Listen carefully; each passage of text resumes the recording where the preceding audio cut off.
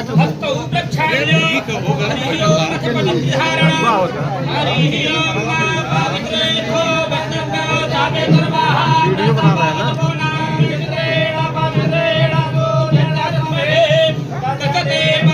नमस्कार, आप देख रहे हैं जनहित एक्सप्रेस न्यूज।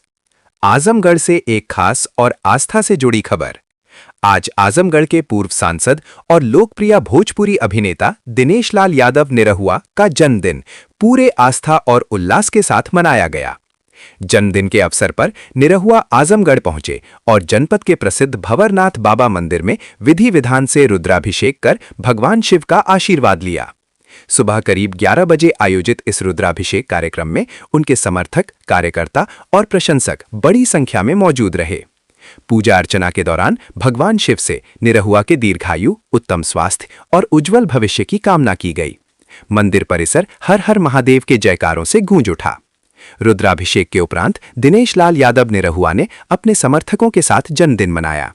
इस दौरान उन्होंने एक प्रेस वार्ता भी की, जिसमें केंद्र और प्रदेश सरकार की उपलब्धियों पर प्रकाश डालते हुए विभिन्न विकास कार्यों का उल्लेख किया।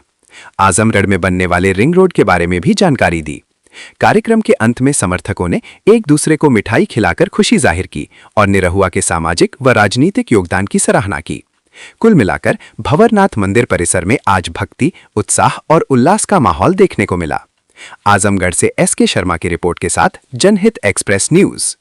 को ज्ञापन सौंपा गया। आपके हिसाब से यूजीसी के नए नियम क्या कहते हैं और क्या लागू होना चाहिए? मुझे लगता है कि सर्वोच्च न्यायालय ने जब उस पर रोक लगा दिया है तो उस पर बोलने का कोई मतलब नहीं है, क्योंकि कानून बनता है इसलिए बनता है तो अगर किसी को भी कोई दिक्कत परेशानी है और किसी ने उसका विरोध किया तो सर्वोच्च न्यायालय ने उस पर रोक लगा दिया है, तो उस पर बात करने का कोई मतलब नहीं।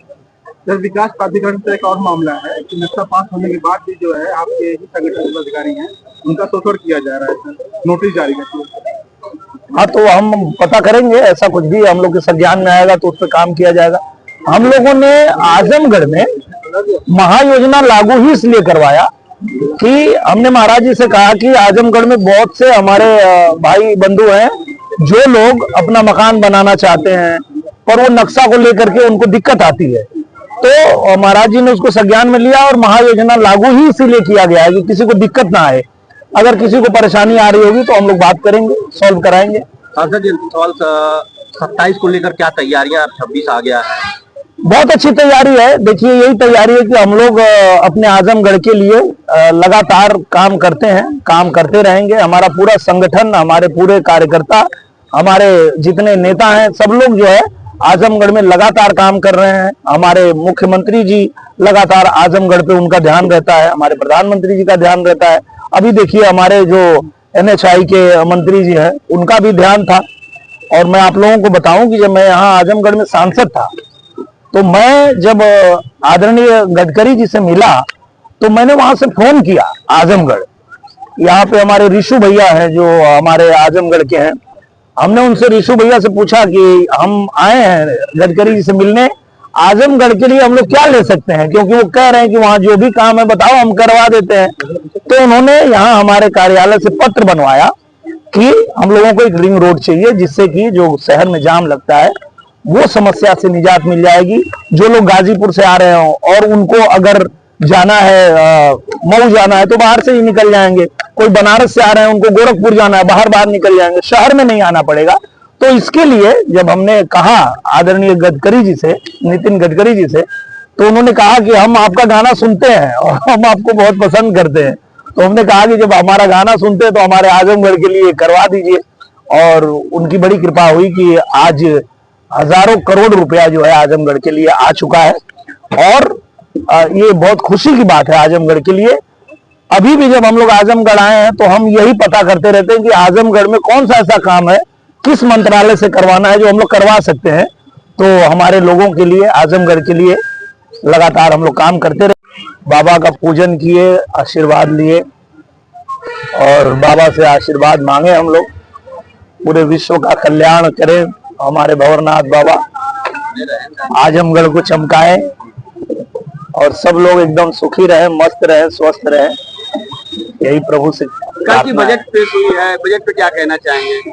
बहुत बढ़िया है, दूरगामी सोच के साथ में बजट लेकर आए हैं।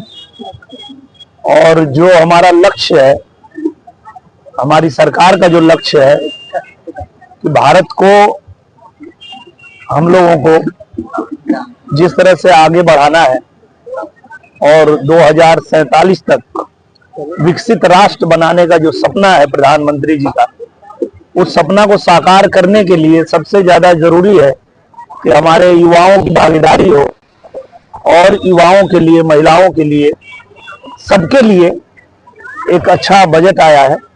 तो ये हमारे विकसित राष्ट्र की तरफ बढ़ने के लिए बहुत ही सहायता प्रदान करने वाला बजट है। रिंग रोड से बड़ा खींचातानी चल रहा है, सपा लोग कर रहे हैं, हम कर रहे हैं, भाजपा लोग कर रहे हैं, हम कर रहे हैं, शुभकामनाएं दी। सबसे ज्यादा सर अब हम खाली इतने कहल चाहते हैं कि जो हम करावे जो तो हम करा देनी जेके फोटो खिंचावे के सब खिंचा ले, आगे भी जो कुछ करावे के वो बतावा लोग वो हम करा दे।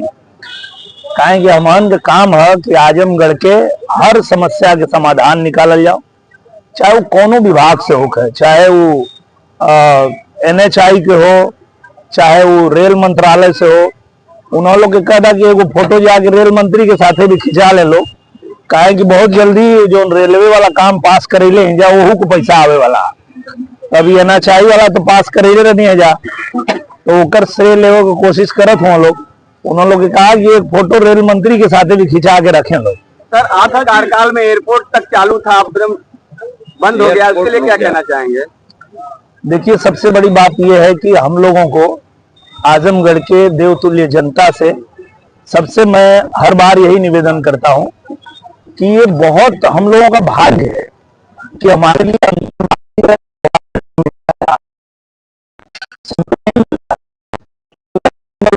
आजमगढ़ की जनता को उसमें सहयोग करना चाहिए और सब कुछ एकदम काम हो चुका है। बस आजमगढ़ की जनता सहयोग करे, अंतरराष्ट्रीय हवाई अड्डा बन जाएगा और आप देखेंगे कि बनारस की तरह, लखनऊ की तरह तमाम जो उड़ानें हैं वो हमारे आजमगढ़ से शुरू हो जाएगी।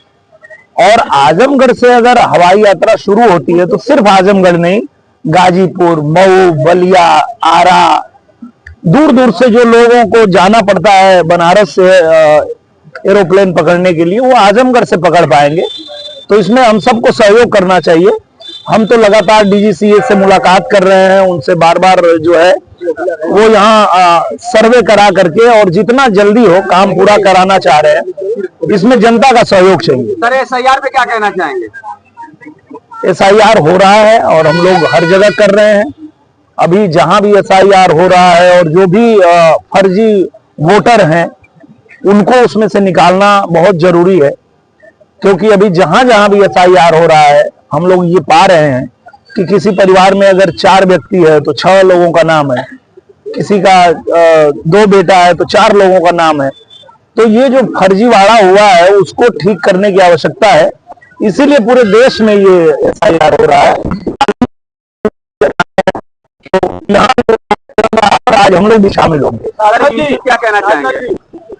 एक सवाल, जब आप सांसद बने थे जी, वो अभी तक पूरा नहीं हुआ, प्रधानमंत्री शहरी आवास जो बन के 2022 में मिलना था, अभी तक जमीन नहीं, तो उसको भी हम लोग अभी इस चीज को भी रखेंगे, क्योंकि आप लोगों ने जो जो चीजें हमारे संज्ञान में लाया, चाहे आजमगढ़ को महा योजना लागू कराने की बात हो वो भी हम लोगों ने करा लिया, आजमगढ़ में रिंग रोड बनवाना था वो भी आ गया, पैसा आ गया, आजमगढ़ की जो जो मांगे थी वो सब हम लोगों ने रखा और सब पूरा हुआ है। तो अभी पूज्य महाराज जी भी आने वाले हैं आजमगढ़ में, और ये जो शहरी आवास की बात है ये भी हम लोग रखेंगे महाराज जी के सामने और निश्चित रूप से पूरा होगा, क्योंकि सरकार की भी यही मंशा है कि जो भी हमारे लोग हैं, जो भी जनता है, उनके लिए जितना ज्यादा से ज्यादा सुविधाएं सरकार दे सके उसी पे काम चल रहा है। तो ये जो मांग है ये भी पूरा होगा। सांसद जी, एक लोकल मुद्दा था आजमगढ़ का, जिसको लेकर आपके पार्टी के कार्यकर्ता, छोटे कार्यकर्ता ने पोखरी कब्जे को लेकर आवेदन किया, DM को मिले, मगर उनको संतोषजनक उत्तर नहीं मिला और नहीं तो उन्हीं को नोटिस जारी कर दी गई। तो हम मिलेंगे अभी उनसे, इस तरह की अगर कोई बात होती है तो लोग हमको बताते हैं। सर अगर कभी भी यहाँ पे आजमगढ़ में कोई भी ऐसी घटना हो या कोई बात हो तो हमारे